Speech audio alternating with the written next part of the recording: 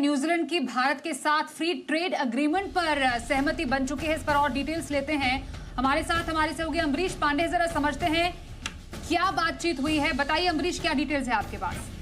की एक बड़ी खबर है कि भारत और न्यूजीलैंड के बीच में एफटीए को लेकर सहमति बन चुकी है। पिछले 9 महीनों से जो चर्चा हो रही थी उसको एक अमली जामा पहनाने का समय आ गया है। भारत के प्रधानमंत्री ने न्यूजीलैंड के प्रधानमंत्री से बातचीत की है और इस बात को कंफर्म किया है कि भारत और न्यूजीलैंड अब एक फ्री ट्रेड एग्रीमेंट को लेकर आगे बढ़ेंगे। जल्दी इस पर हस्ताक्षर होंगे।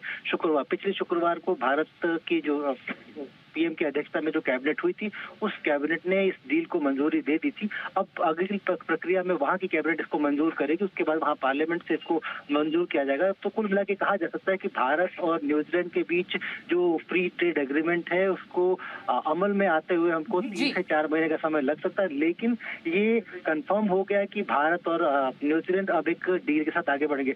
सबसे बड़ी जो इस डील की खासियत है वो ये है कि भारत से जितना भी एक्सपोर्ट होता है उस सभी पे 100% पे ड्यूटी 0% कर दी है न्यूजीलैंड ने।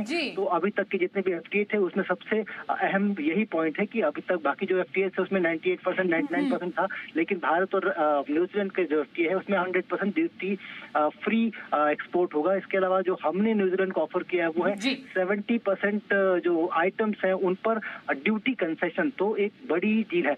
ये जो एक महत्वपूर्ण पॉइंट और भी है कि इसमें डेयरी प्रोडक्ट्स और एग्रीकल्चर को लेकर भारत ने अपना जो स्टैंड है वो वैसा ही का वैसा रखा हुआ, यानी कि इनको लेकर कोई भी मार्केट एक्सेस न्यूजीलैंड को नहीं दिया जाएगा। इसके साथ ही जो जितने भी लेबर इंटेंसिव सेक्टर्स हैं उनके लिए एक बड़ा बेनिफिट इस डील से आने की उम्मीद की जा सकती है।